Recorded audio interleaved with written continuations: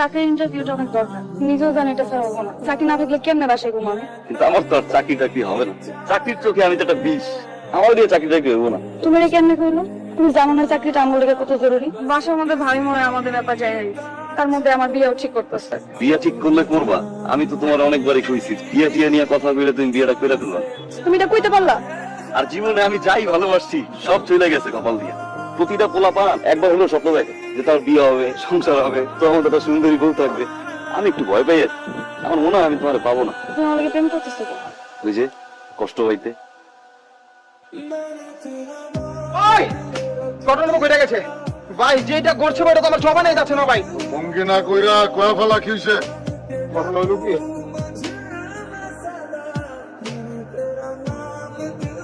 ম্যানেজারের ধইরা লয় নিয়ে জানাজানি হোক আমি চাই না। সামনের সপ্তাহে নিদুর গায়ে হলো, পরদিন বিয়া।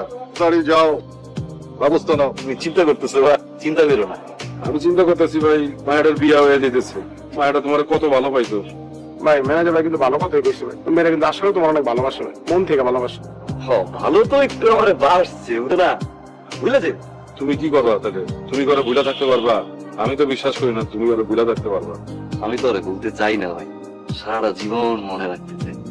কষ্টগুলো ভিতরে থাকুক, কষ্টগুলো জমাইতে একদিন মরে যাবো, বুঝছো না? তুমি এগুলো কি কইতেছো বাচ্চা ভাই? কি ভাই তুমি কি কইলা বাচ্চা ভাই? একটু একটু শুনবা। আজকের পর থেকে তো কেউ আর ডাকবে না, একটু আসো না। তোমার একটা জিনিস কিন্তু আমার কাছে আছে,